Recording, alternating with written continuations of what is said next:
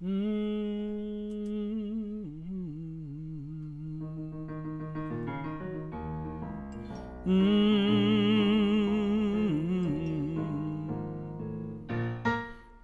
my hand on the gospel plow. Won't take nothing from my journey now. Keep your eyes on the prize. Hold on. Only chain that a man could stand is that chain on hand, on hand. Keep your eyes on the prize. Hold on. Hold on. Hold on. Keep your eyes on the prize. Hold on. Hold on, my God, hold on. Keep your eyes on the prize. Hold on, hold on, hold on. Come on in, come on in, come on in, come on in. I got a new one for y'all here, and this is a show about black folks, African to the Americans, and talking about blackouts. Don't spend your money here, don't spend your money there, don't spend your money anywhere. On this day, July 7th, 2020. Let's talk about it, shall we?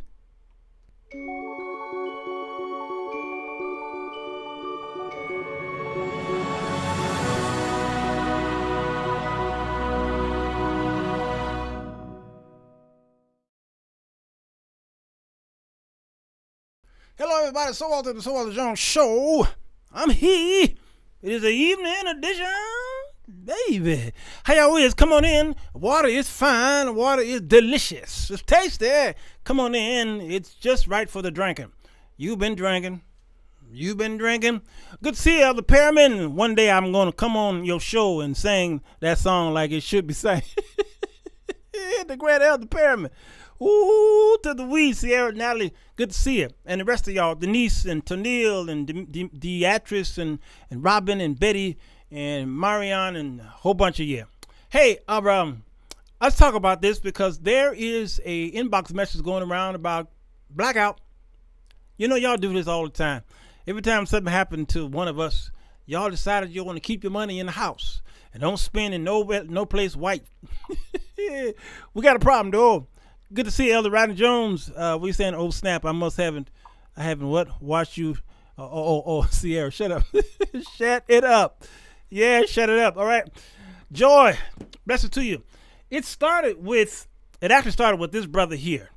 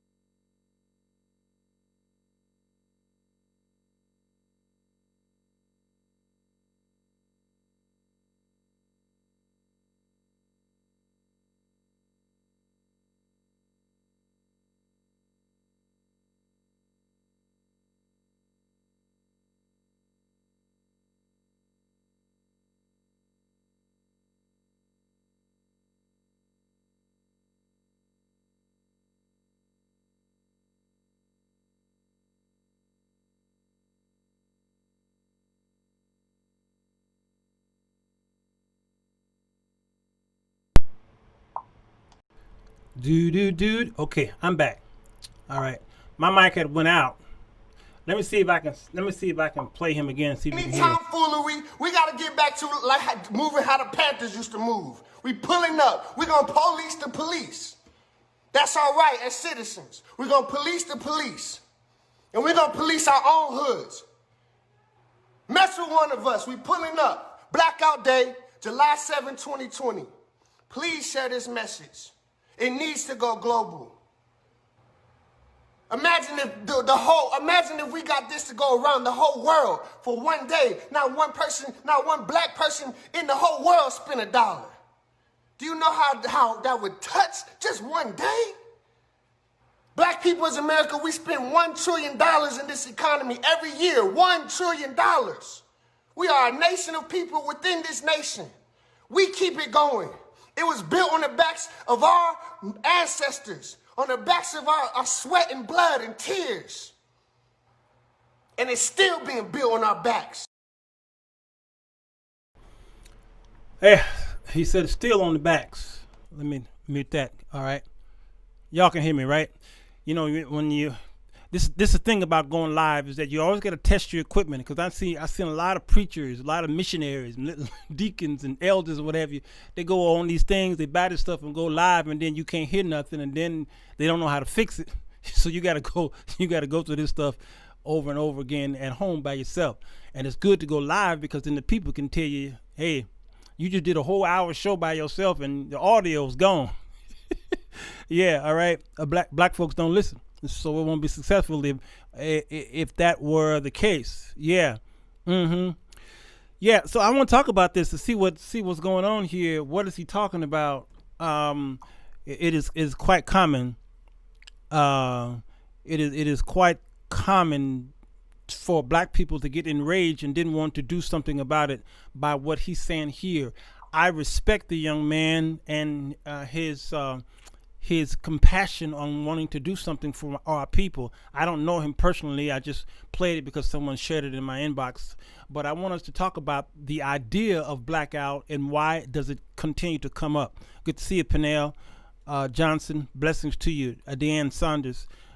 We black out for one day, then go in depth the next week and still won't spend a dime in our own community. I'm trying to tell y'all. Didn't it work for Martin Luther King? Yeah, it worked for him. Well, sure was a different time though, L. Jones. Yeah, Tam says it's pretty in here. Yeah, I cleaned up the place for y'all. I cleaned it up for you. All right. I don't spend my money anyway. Oh, that's why I have racks and racks. All right. So let's go into here. Some of the issues that I'm seeing here is everything that y'all are saying right now. Is the ability to come together as a group of people, as a race of people. We know there's one human race, all right, but as a group called the African Americans, all right, you dark-skinned people, and there's some African Americans that are very light-skinned. They can pass for white folks. Lena Horne, Lena, all right. So it's about your DNA, your deoxyribonucleic acid.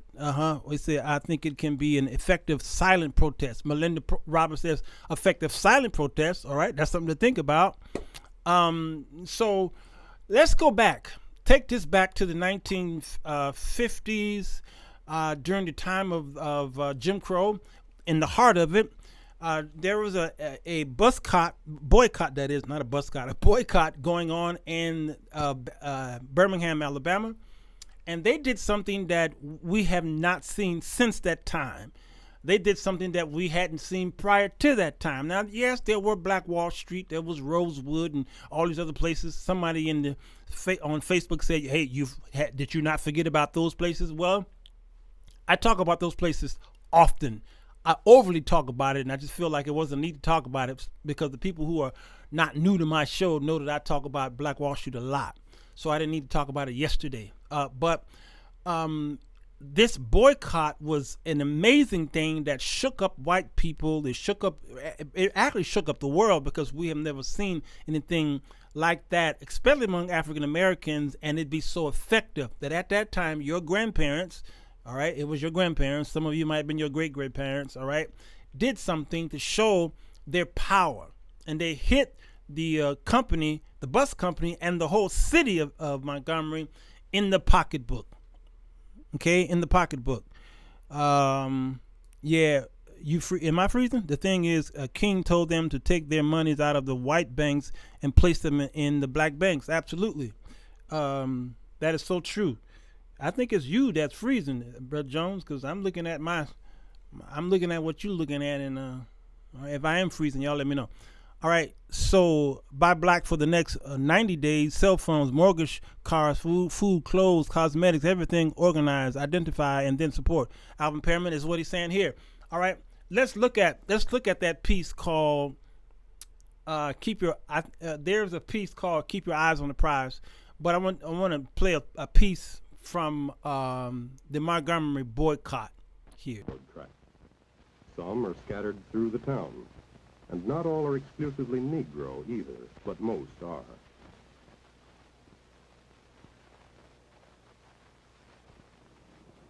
Yes, this might be any city of the Deep South going about its daily business. But there is something different about it now, especially here in the heart of the city.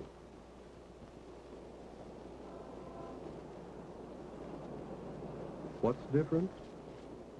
The buses are empty. Why? Because the Negro people aren't riding them. Because one woman, a seamstress, tired after a hard day's work, got fed up with her 40 years of living under Jim Crow. Because one woman said, "I have had enough."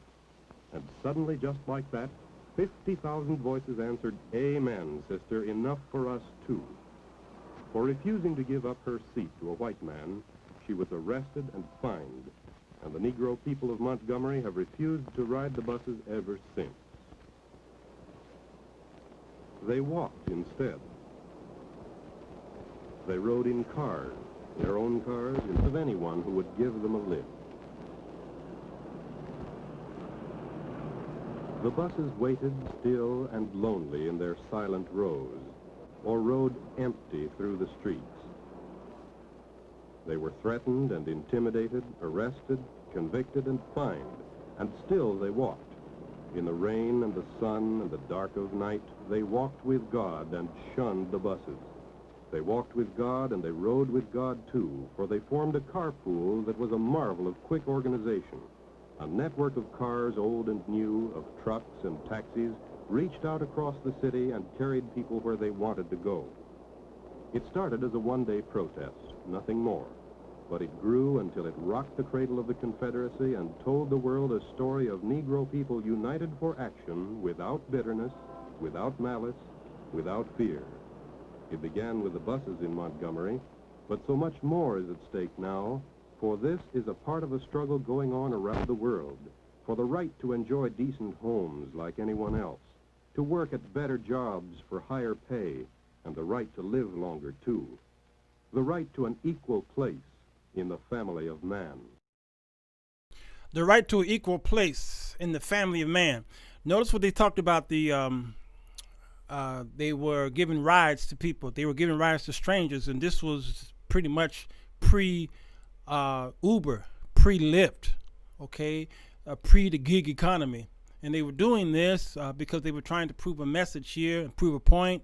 And it was quite effective because the boycott went an entire year. All right, I think it was like a year and a day. Can you imagine us here in America trying to do something as effective as that, doing something that long? We were shut down in America, most of the states here, for about 30 to 60 days, okay? And it was only 30 days and people were going crazy in their homes because they had to babysit their own children. They were calling teachers and saying, "Oh God, I thank you. I appreciate you. When the doors open, we're gonna do this for you. We're gonna do that for you." All these things, and the fathers didn't know who the kids were. The kids didn't really realize who this my daddy. All right, all these things. The churches got discombobulated. They were going crazy because they couldn't touch each other. They couldn't hear the Hammond organ play. All right, then another 30 days came on the scene, and then y'all really started going crazy. So you start going outside and escaping. And then the mayor here in Chicago, Sister Lori, Auntie Lori, had to close down the parks and all these things, and they were having wild parties and Rona parties and all kind of crazy stuff. Okay, and it was only 60 days. Quarantine. They did this for an entire year, effective, and they were able to break the backs of those who would try to. And then they were trying to institute laws to try to get them to ride the bus the city was trying to implement these racial laws to get the black folks to stop doing this and ride our buses, or we're going to do this and do that. And they were arresting people. They arrested Martin Luther King, and he was the only one that they prosecuted. It was sad stuff. Jason, good to see it, sir. Pitt says if black folks stopped using public transportation or only filling up their tanks at black-owned gas stations, that would send a message. Yes, because it would be more effective, efficient, and obvious. That is true. That's true. But try to get us to do that. See, here's the thing. There is a difference in the mentality of the generation. That generation were structured in a way, mentally and spiritually and socially and financially. They were already in a place where they could do this. Today, now, we're more divided than we ever been before. And every generation after the last is more divided than the last. Understand? So to call on a truce or to call out there were no internet. All right, there were no cell phones. You got to understand that they were able to do all this at the present technology that they had at that time, which was snail mail and the telephone. All right, and posters on trees and on cars. That's how they were able to do it. All right, and so it wasn't instantaneously. It took some time. But who was the fabric? Who was the foundation of it all? The churches. The churches were the ones, because people were going to church during that time, and they had a sense of pride, and it was even the state, even the government relied on the church for social things to happen. All right. Now today the church is dismissed or dissed. Okay, but back then the church was very important. So the people were able to rally in the churches and get the word out. Now it's my church. No, it's my church. No, he the pastor. No, this is the chief apostle. This is the greatest prophet and this is this. All right, and everybody's pulling the crabs in the barrel situation. So it's difficult. It's extremely hard, if not almost impossible, for us to do a Montgomery boycott today. Look what we haven't been able to see anything like that since 1955. It is difficult. Word of mouth. They actually talk to one another. Come on, Sakina. Yes. All right. Who said I'm freezing? Oh, freezing a few times. I don't know. Somebody said I wasn't freezing at all, so I'm not sure what's going on. I got the greatest Wi-Fi in the world in here, so I better not be freezing. If we keep the Sabbath day like we're supposed to, this could really put a dent in the economy. No buying, selling, cooking, but spending time with the Most High. This will really hurt the economy. Herman, I'm going to have to disagree with you, because the Sabbath day, depending on how you celebrate it, it's Saturday. I will agree with you. Although there's two Sabbaths, if you go back and look at the history of that time where there was Saturday and Sunday was a Sabbath. But if we go with the traditional Sabbath of Saturday, I'm sorry to tell you, no, it won't work. Because that's, again, one day out of the year, out of the week, that is. Number two, these people, these stores, these corporations, all right, these vendors, they know your spending habit, and they know how to get you into stores prior to the Sabbath and then after the Sabbath. I'm trying to tell you. All right. My name used to say you're too smart for your own good. Now the church is divided because everyone is preaching a different. Oh, my mama. I said my name. My mama used to say. Mama used to say, take your time, young man. That's why this wouldn't work. Going one day won't make a difference. Those who would protest wouldn't be able to last. Yep, that's so true. Come on. Amber says the previous generation came out of great trial and tribulation. They watched their parents and grandparents come through insurmountable pain and anguish. And this current generation is a spoiled generation, a selfish generation, and a generation who refuses to think globally. It is surely the me generation, and that's so true. And we got to think globally. It's so important. This is why Corona hit us like it did anyway, because there's pros and cons to the globalness. All right. If we start practicing now, we'll be used to it by July 7th. Why wait to July 7th? Melinda Roberts, great point.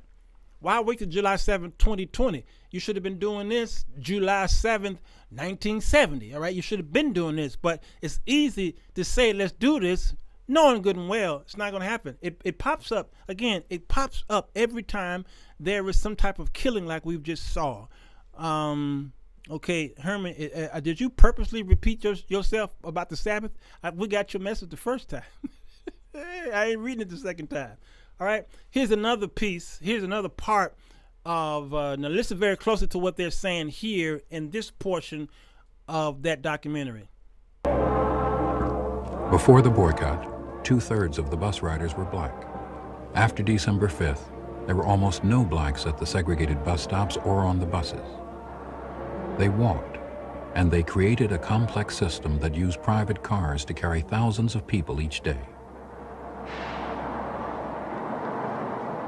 We asked for persons who had cars and would voluntarily put them in the transportation pool to let us know and what time they could be used. And in that way, we could know when we would have cars and where they had to go to pick up people. People would call in and say, I'm out here on Cloverdale Road in such a block, and I'll be ready at such and such a time. But this was being done all through the day, and we would know what time they were supposed to be picked up and where they were. It was really surprising because we thought, well, maybe some of the people would continue to ride the bus. But after all, they had been mistreated in so many different ways until I guess they were tired, and they just decided that they just wouldn't ride. They were tired and they decided that they just wouldn't ride. But again, that was a whole year, and it broke the system. It just broke the system. And I just can't see us doing that today because we're not organized like this, and we're looking to see who's going to be our leader. And that's the thing about us is we got these old guys who the people are still looking to as leaders. These old guys, just they pretty much washed up. And when you talk to anybody who's white out there, our white friends, our white evangelicals, they'll bring up two black names thinking that these are the two people who we look to as our leadership. All right. Who are the two people that white folks always bring up when they're trying to convince us on who's our leader? Like we needed someone like that. Who is that, y'all? Can y'all tell me the two people that they keep bringing up? Shoot, we started walking again. We could lose some weight, bring down our blood pressure. Yeah, pets, yeah. We like consistency on task within our own selves. Yeah, it's difficult to come together as one body. Belinda, yeah, that's true. Deanne says we like to focus on the future date. It gives us feelings of doing something together. Yes, but the boycott was something that was systematic. Amen. Yes, Javelin. Melody, some humans in the world we live and practice racism is glorifying the devil's ways, even if he or she is Christian or atheist. This is true. True.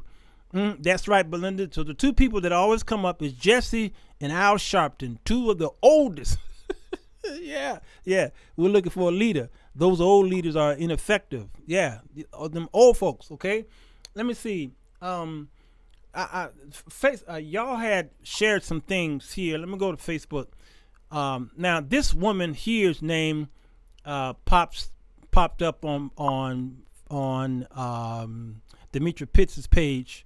This woman right here is now the new appointed black woman prosecutor appointed to the case. All right, that woman right there.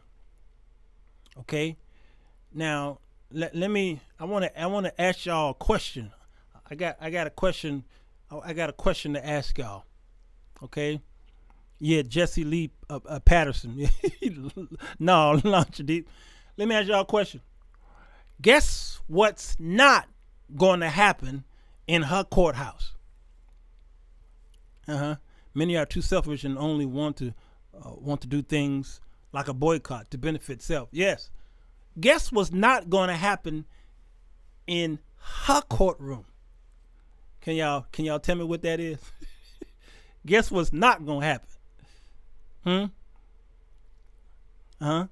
what ain't gonna happen in her courtroom? My cousin was a good leader, but he's too old. 101. Oh wow, Ursula marched with Dr. King. PJ says we as a people have grown soft. There's no commitment today. Pitts, there it is. Pitts got it. Pitts got it. Yeah, Pitts got it. Yeah. Yes. Yes. There will be no hugging. No, Perriman. There will be no hugging. Trust me on that. Okay. Now, you guys made comments today when I made that post. All right, let's find the post. Where is it? Here. Okay. Here are some of your comments here.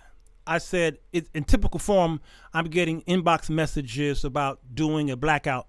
Okay. And I asked the question, do these calls to action ever fail? All right. So the answers were quite enlightening. Let me make that a little larger here. Okay. Quite. You said here, no. I'm getting hit too. I feel the same about that as I do support a small business Saturday. They do after Black Friday. Doing it one day ain't making a difference. In the case of blackout, instead of not spending money at all, the mindset should be to spend in your community consistently. All right? Did y'all see that? Spend in your community consistently. All right, y'all didn't see that. I'm sorry. I'm reading and y'all don't even see it. Okay, this is Antonio Jackson. That's what she said. Spend in your community consistently instead of stopping spending because you don't want to spend with white folks. You should reverse that and overly spend in your community. But there can be a problem there as well. And let's talk about that. Mike Fisher Jr. was the one who sent it to me, and I appreciate Mike because, again, his passion wants something done. So this is Mike and Tonell going back and forth. But some of you had others of you had some great things to say.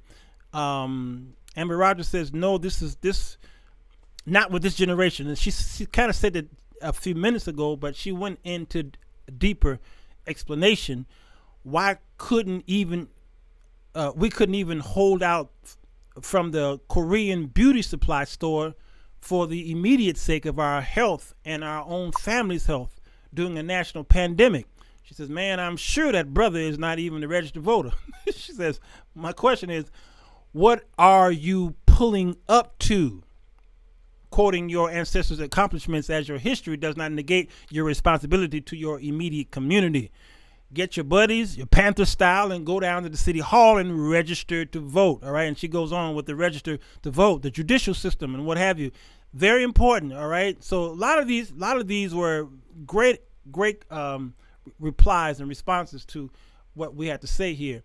All right. Alvin Perriman says, what do we own in our community? And thank you, Alvin Perriman, because that's why I said there is a problem there. Perriman, you're ahead of me. You're ahead of me. That's why I said there is a problem trying to do this in our community. It's difficult to do for the reason why what he just said. Let's go here. I'm going to show you something on this screen here. All right. This is the Black Impact consumer categories where African Americans move markets. All right. Black consumers are speaking directly to brands in unprecedented ways and achieve headline-making results. Throughout 2017, Popular Brand witnessed the power of Black Twitter and the brand impact of socially conscious Black consumers through social media. Black consumers have brokered a seat at the table and are demanding that brands and marketers speak to them in ways that resonate culturally and experientially. Okay, big word. So they're saying here $1.2 trillion annually. That's what's spent. Now, as you go down further, it's telling you the power of the multicultural consumer dollar. And look at these numbers here. Okay, right here, dry vegetable and grains, 472 million. That's spent by consumers of color. out of 941 million. This is what we spend on dry vegetables and grains. Look at baby food, personal soap needs, fresheners, deodorants, and self-stable juices. So my question to you is, do we own any of these companies? And if we do, can you think of any? Huh? Can you think of any? Dry vegetables and grains, can you think of any? What about black farmers? We know there are black farmers, but what piece of the pie do they have in the grocery stores? All right, what about baby food? Are there any African-American companies that make the baby food? Huh? We know about Gerber and all these other places, and they probably can be, but can you even think of? See, when you can't think of a brand, you don't shop at the brand.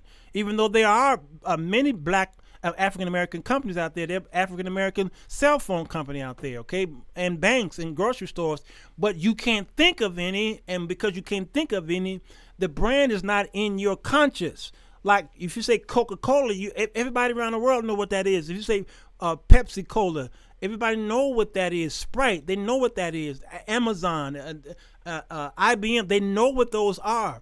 But if you call out a black business name, the people are like, okay, what is that and what do they sell?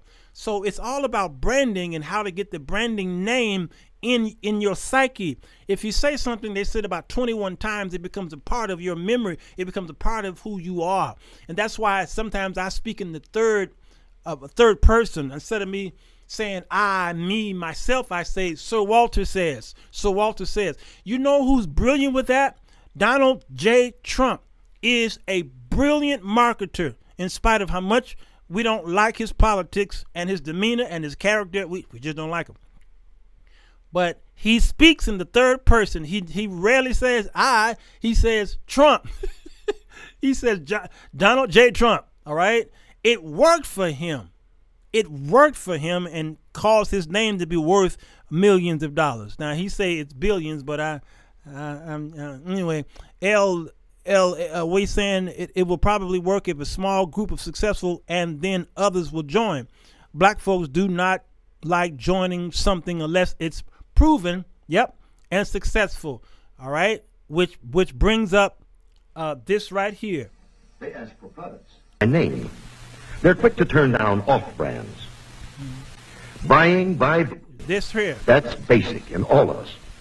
But perhaps because he's had so little of it, the Negro needs even more.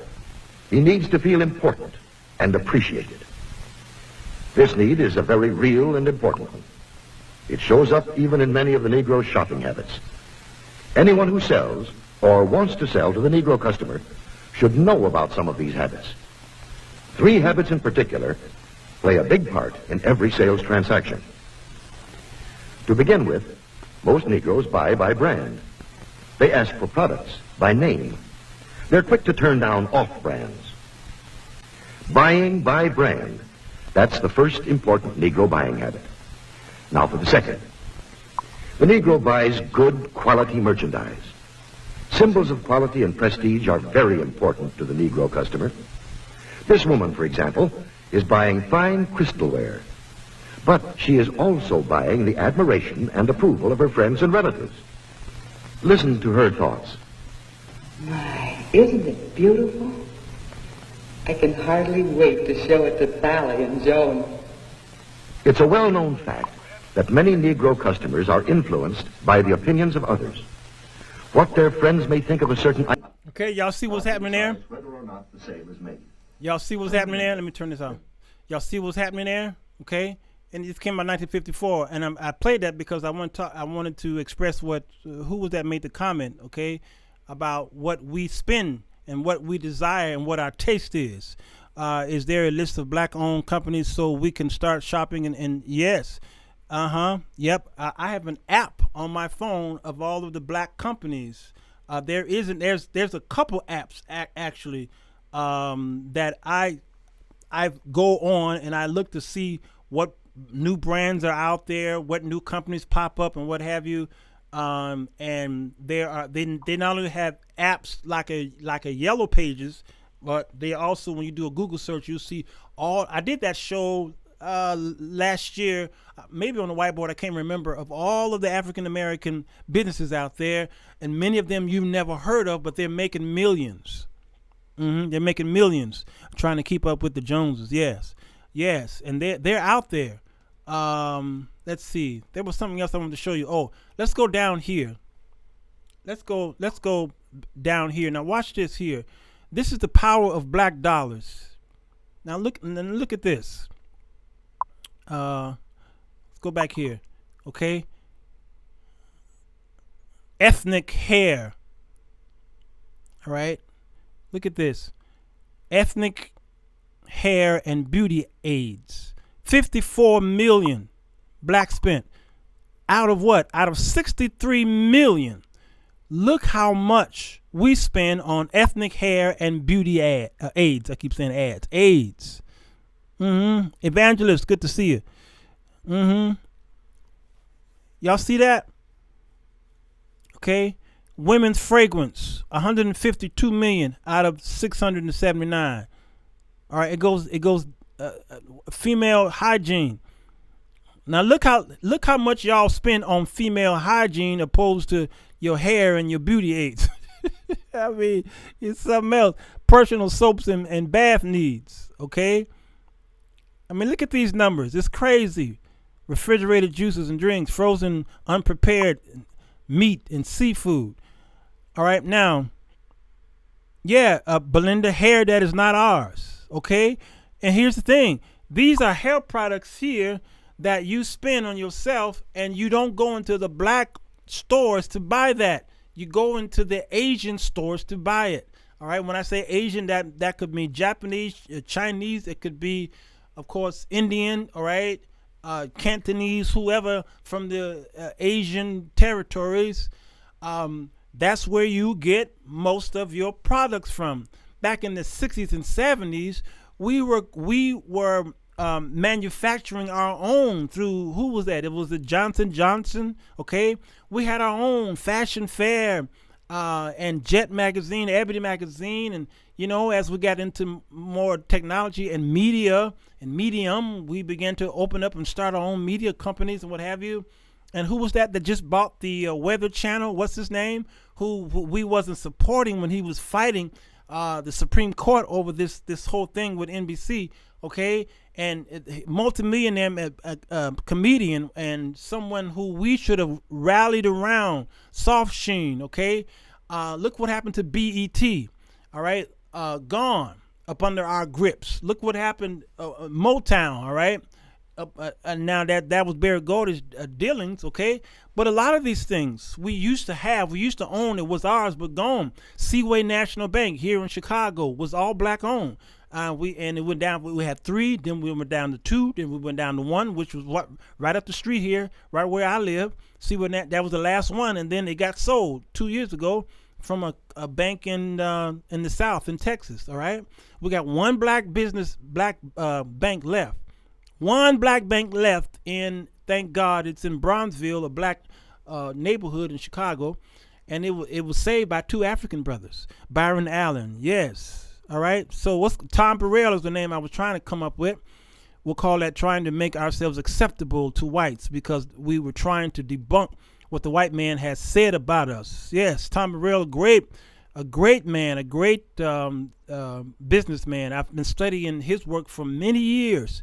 Omar Medical Supplies is owned by Dr. Willie Wilson. Thank you, Effie Roth, but it's mainly to other companies. However, he sells gloves and plastic caps to independent salons. That's right. Dr. Willie Wilson, famous, well-known man here in Chicago who ran for mayor a few times, ran for president as well, but he owns a slew of McDonald's as well, I believe it is, okay?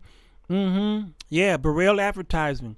Man, I think my brother Rodney Jones worked on the Burrell building back in the day when, back in the 90s, I think it was.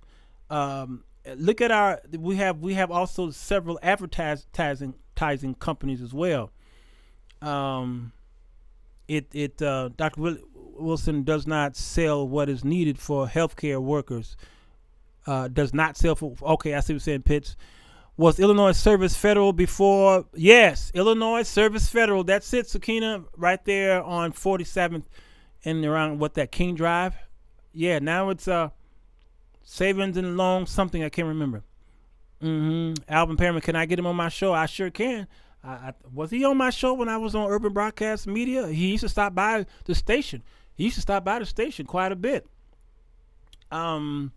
I've played with him in several churches, all right? So I don't see why that wouldn't be a problem at all. He is all about trying to help us out, okay? So y'all see this now. Look at what it's getting ready to say here. Companies should take notice of even the subtle shifts in spending, because black consumers' brands' loyalty is contingent upon a brand's perception as authentic, culturally relevant, socially conscious, and responsible. In fact, 38% of African Americans between the ages of 18 and 34 and 41% of those aged 35 and older say they expect the brands they buy to support social causes. Do y'all hear that? All right. Now, here's what they say. Here's what's at stake. Black consumers account for a disproportionate amount of product sales in a number of fast-moving consumer goods categories. Again, with $1.2 trillion in spending power, African American consumers are an important population for smart brands that want to grow market share and brand preference. More importantly, the data suggests that black consumers' spending already significantly affects the bottom line in many categories and industries, and brands can't afford to lose favor or traction with this segment without potential negative impact. Did y'all hear that? They cannot afford to lose you. They can't afford to lose you. And I'm shouting this because I keep hearing y'all saying they're trying to kill us. They're trying to wipe us out. I mean, do you not understand that the 1%, I'm talking about the wealthiest of the wealthiest, depend on the poor, depend on the blue collar, the working, what they call them, working stiff, okay? They depend on the service industry. They would not survive. The 1% would not survive without that percentage down there that do all of the work that you don't want to do. Why would they want to get rid of you? Huh? One thing I got expensive is a fishing pole. One of the other issues is that we only support mainstream business. Many people don't support small businesses and entrepreneurs that would help them grow. And I'm trying to tell y'all, just like target marketing, there needs to be target protesting. Target, all right? Brand awareness and marketing. If you just study it, you learned it. You were introduced to it in grammar school, and you ignored it. I believe many of you ignored that class. You thought it wasn't important to you, but right now you're seeing that it is. We could, with discipline, get a lot more service in the country. They need us. We don't need them. They actually need us. So the conspiracy is that 5G is in the black neighborhoods to wipe us out for population control to kill us. Why would a man bite the hand that feeds him? Now, I can understand control as it pertains to slowing down something. That's what the whole thing with Planned Parenthood is all about. But to some of y'all saying, wipe us out? Really? Please. They want to break your backs. They want you to go back to work. Why you think Trump and the others are saying, forget about COVID-19, get back out there and work? Because the bottom line is, you are the bottom line. Black-owned companies, Freedom Paper Company, toilet paper, Garner's, Garden mouthwash, a whole bunch of them out there. Daphne Carter is putting there, and you could just do a Google search of it. Matter of fact, let me see if I can do it here. African American businesses. Okay, let's see what we can find. All right. Black-owned. Well, that's in Chicago. History of African American. Okay, why is it always saying Chicago? I want 30 black-owned businesses. Okay, I'm not looking for Chicago. Okay, here's one here. Top U.S. African American. Okay, here they are right here, y'all. Look at that. Revenue, 11 billion. Worldwide technology. You see that? Vista. Act 1. Y'all see that? Bridgewater. Look at that, y'all. Look at that. I mean, that's crazy. You never heard of them. You heard of Coca-Cola, I'm sure. Okay? Y'all see that? And it's top African-American owned businesses. Oh, we're here. We're here. And I remember doing that show. All right? But, I mean, what are we going to do about it, though? I mean, why don't we talk about this stuff? All right? We do all this marching in the street and throwing bricks and rocks and burning down our grocery stores. And look at how many billions we got out there, and we are 1.2 trillion. We are a nation in ourselves. I think we might be number 12 in finance of a GDP of an entire nation, 12th in the world. They said somewhere around there. Okay, that's how much we spend within a nation. You understand? We African Americans spend that within a nation. Launcher says, I'm going to march myself to sleep. Yeah. Pitt says 5G is the black neighborhood. It's in the black neighborhood because we're the biggest consumers of having the latest and greatest trinkets. Yep, that's it. We buy the most. And he said, I love that shirt. Thanks, bro. Yeah. Okay. So that's what's happening here. That's what's happening. So let's see something. Let's figure this all out. I'm trying to see did I get everybody in here. I think I got everybody in here. I'm not sure. Okay, I might have did. All right. Let me go back to this. Okay. Y'all. I mean, it's important that we see that is. I believe it's very difficult for us to organize this because, what are you saying here? It is so much easier to protest than to change our habits. Yes. Deanne says, we have to seek those African-American businesses out, especially the black women in regards to our hair products. That Asian market is so tightly shut, right? With racism and hatred towards blacks trying to penetrate that market is the beast. That's why if there are black-owned beauty supply shops out there, we should seek them out. True. But here's the thing about these businesses and what these companies do. They will buy you out. Who was that? What is that? What company is that you order through their app and then then you can get your food through their app? Not DoorDash. What's the other one? They were literally losing money so that they could stay afloat, not just stay afloat, but so that they could crush the competitors. All right, and this is what happens to the big corporations. They stay in business, and if they see that a mom and pop is causing a ruckus over here in this little area here, this little territory over here, they will try and buy them out. All right, they will crush them the best way they can. Or they can afford to lower their prices, and they know that you can't afford to lower your price, so they'll lower their prices long enough and lose money long enough. Or Grubhub, there it is, Grubhub. Thank you. Who was that? Dina. All right.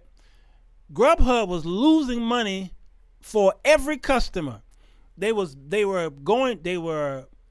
pizza cost. Let's say the pizza cost $10. And so you would order through Grubhub, and then Grubhub would also pay the person $8 for the pizza, okay, and pay extra to the pizza place, and then pay the driver. So they were losing money to deliver pizzas, and they were willing to do that just so they can stay relevant and crush the others, or so they can look like they are a growing corporation. And this is one reason why the stock market crashed the way it did. Many of the businesses are threatening bankruptcy and some have already filed is because they were already struggling as it was prior to the pandemic. But what was happening was they were making you feel like they were succeeding because they were using their monies to buy back their stock.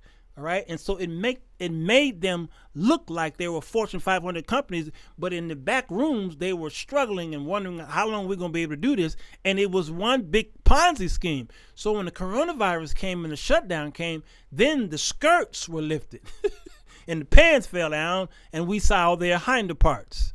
All right. And then the government said, we're going to bail them out. But wait, we can't bail them out like we did before, because when we bailed them out, they took that money, which was supposed to cause a trickle-down effect. Ronald Reagan, it never works, okay? It's supposed to be a domino effect. We give you this bailout, and then you're supposed to then take that bailout and to pass that savings, that bailout to your workers, your employees, okay? And then it goes to your suppliers, so it keeps the suppliers going. And it pretty much was a pre-PPP program. All these P's all over the place, payroll protection program. So the bailout of 2008 was a pre-PPP. We give you this money, bail you out, and then you keep your workers working, and then you keep the suppliers supplied, okay, and things like that. But what they were doing with that money, they was taking that money, and they made that money back. And then they were putting the money back into buying their stocks, okay, to make their names look great. And so that's what was happening. And God said, I'm sorry, I got to stop all this. What a biblical time for the analogy. Yes. Mm-hmm. Yeah, Tonell, I talked about Hertz filing for bankruptcy yesterday. Hertz owns several companies. Can we find that? Y'all think we can find that? Let's see. What's this? I want to see. I know Hertz owned at least 4 rental owns. I'd like to. Okay, the Hertz Corporation. I know that they own several car companies. I know Dollar Rental is one of them. Okay. And Thrifty, Dollar. Okay. Who else they own? I know they own a couple of them. All right. All right. So they own these companies. So they had to file. They wasn't doing good a couple years prior. And they had to file for bankruptcy, all right? But what happened? Them filing hurt several corporations. Who did it hurt? It hurt Thrifty. It hurt Dollar Rental. Who else did it hurt? It hurt GM. It hurt maybe Chrysler and Ford. Why? Because 10% of the sales of new cars were coming from Hertz rental cars. So if Hertz go into bankruptcy, they had to sell many of their cars and they're not buying new cars. So what happens to the car industry? The car industry, the big dogs, now got to try to find a way to stay afloat. All right. And people are not driving. They're not going on vacation. And so people are not renting cars, and Hertz are not buying cars. So, and then what happens? So if that's hurting the car industry, it also hurts the suppliers of the car industry. It's a bad thing. And this is why Hertz was on the news all week long, all right, because this was a big thing. It was not like some small rent-a-car store filing for bankruptcy. It really hurt the economy, all right? So these are the things that if you're not tapped into economics, you won't know. You just won't know. A barbershop booked mine for, what, first day of reopening. Oh, the barbershop. Yeah, okay. All right, well, I was getting ready to go somewhere with this, and I forgot where I was getting ready to go. Okay, so here's the problem, y'all. All right, I got 5 minutes. Here's the problem. If you stay with me for 5 minutes, the Lord gonna bless you. All right, here's the thing. You can't just take that money.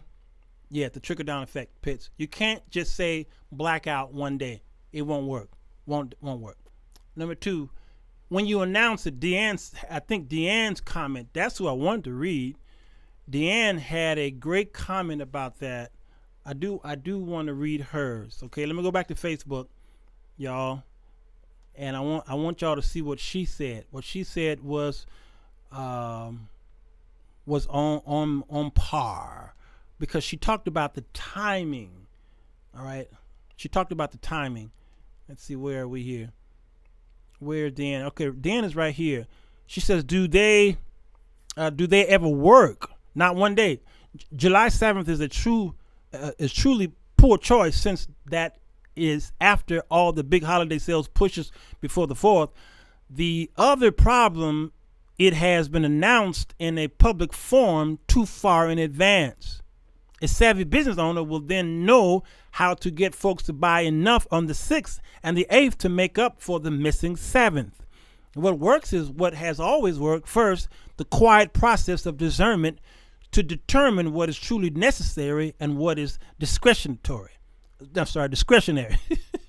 And the equally quiet habits of discipline in first purchasing only what is necessary from those who are indifferent to us, and then rerouting as much as what is necessary as possible, along with all that is discretionary, into the hands of those with whom we will mutually succeed.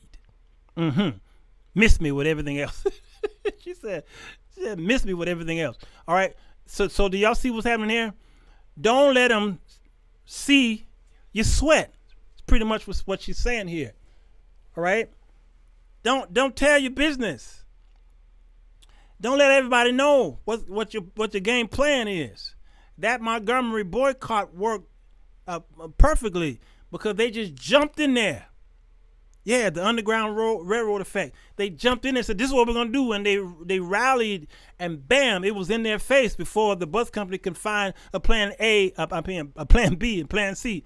All right? So, like Elder Perriman said earlier, and a couple of you said, what do black people own? All right? So, who was that? What's his name? Something Mike. Big Boy. Something Mike and the other rapper. What's his name? Remember when they went to that Atlanta church, and the preacher they had already had a sermon, and then they went to raise the second offering, and those rappers was sitting in the front row, and they was like, you gotta be kidding me, we've been pimped in the church. What was his name? The big guy, something Mike. And so Mike got a show on, is it Netflix? Okay, where one episode he went around, he says, I'm not going to buy white for a week or something like that. He wanted to buy all black. Everything. I mean, everything. He didn't want to use anything white. He wanted to use everything black. Not T.I., but the other guy, Tennille, something Mike, okay? He wanted to buy all black, and he had a problem. That episode was about 30 minutes long. Killer Mike. Thank you, L. Killer Mike. And he could not, it was difficult for him to survive that entire day. He could not, he couldn't drive, because we didn't own a car company. And then, well, I'll just buy a bicycle. He couldn't find a black-owned bicycle shop. All right, so he had to thumb rides, or he had to walk wherever he needed to go. And then he went to what he thought was a black-owned restaurant. There were black people there. And then he said, finally, there's a black, and he saw the menu, and then he ordered off the menu, and then he asked the chef, where did this food come from? And the food came from a non-black, shop or a supplier. He says, I can't even eat this food. So he tried to go to sleep at a hotel. He couldn't find a black-owned hotel. All right. He had to move out of his house because everything in his house was white-owned. When he couldn't sleep in his bed because the bed was a Posturepedic, okay, and all these guys, they were a pillow top. That was not black. The sheet was white. The pillow was white, okay? He couldn't put his feet in the slippers because it was white. he couldn't walk on the carpet because it was white. He went in the restroom and he grabbed a toothbrush and it was white. Now we do, thank God, have some black brush companies, thank God. But the one he had, Colgate, it was not black. The toothpaste was white. The vanity, all right, was white. The mirror was white. He turned on the water from a white man's water. Everything in our house is white. So for you to boycott white, you'd have to boycott the very medium in where you promoted this blackout.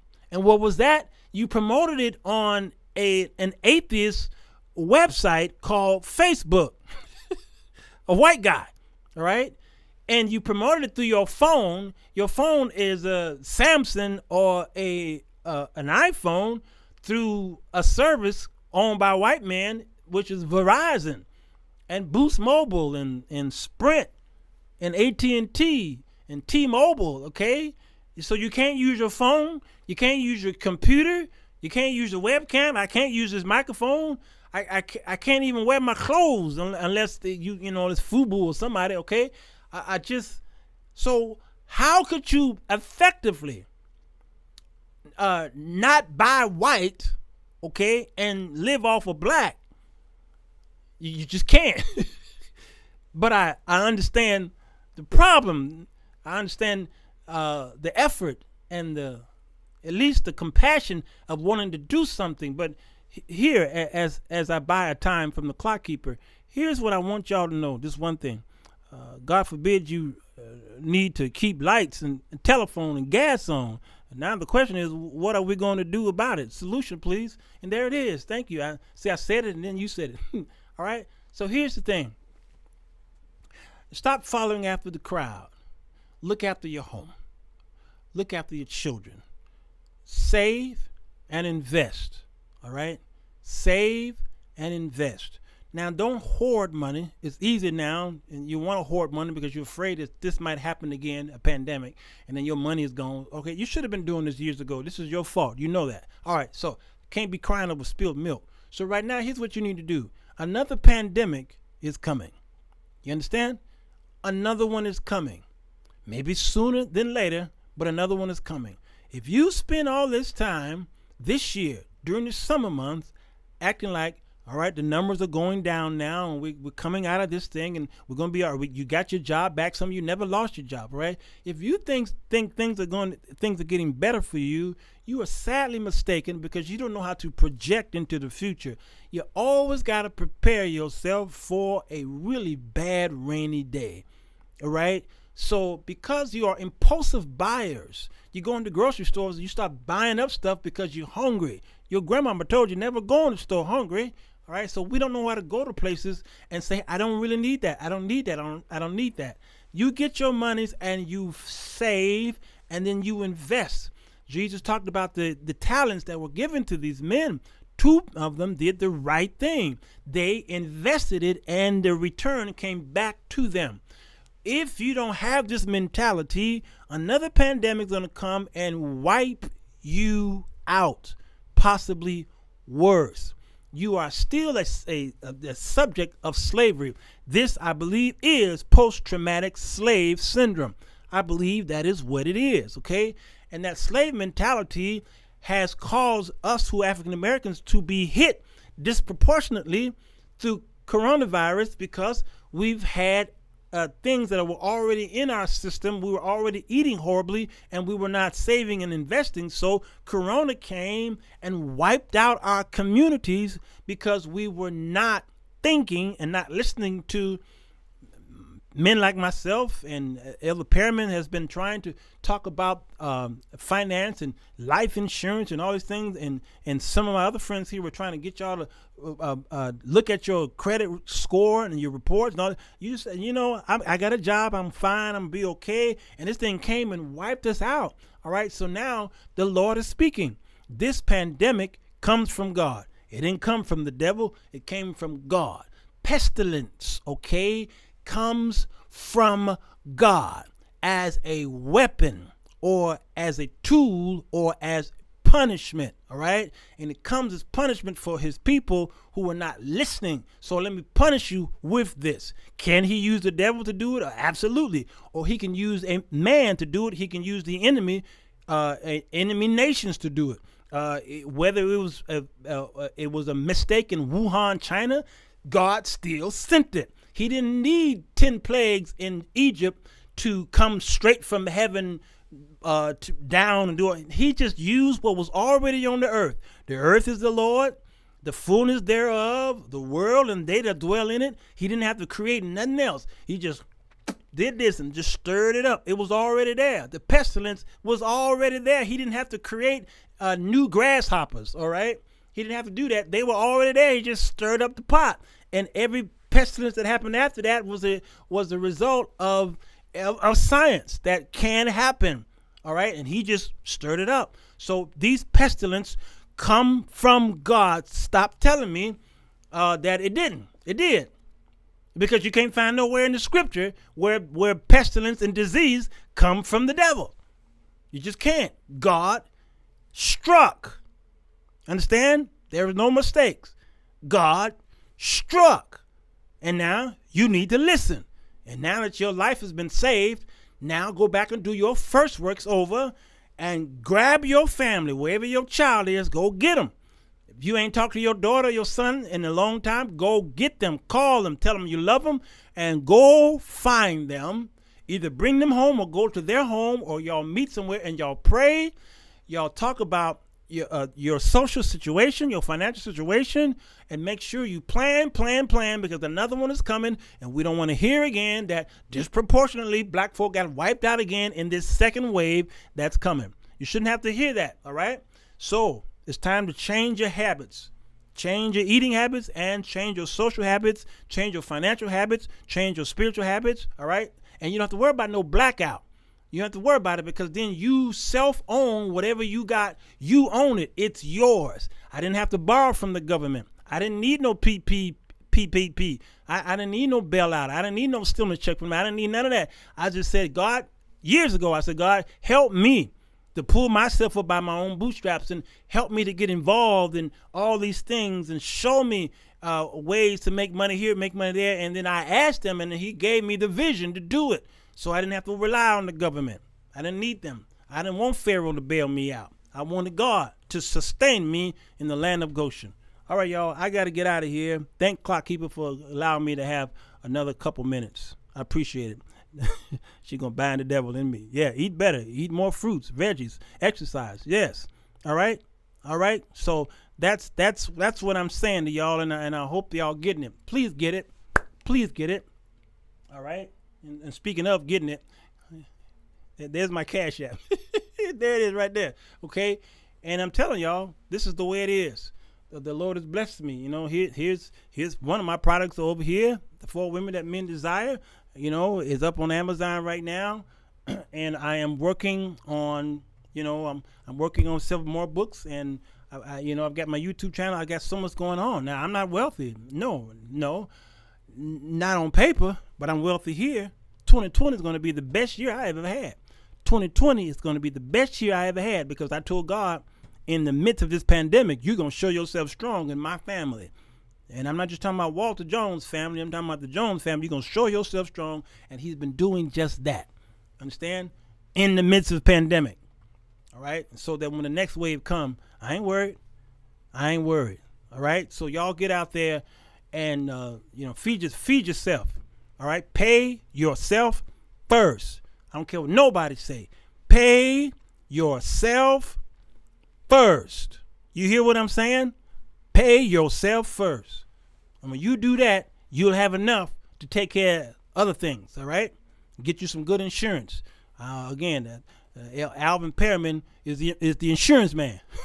All right? You hit him up in the inbox. All right? Because it would be sad that something should happen to you and you to leave nothing behind for your children. It would be sad. And I'm not putting into the GoFundMe pots. I'm tired of the GoFundMe pots when you die and you got capable children and you got no insurance.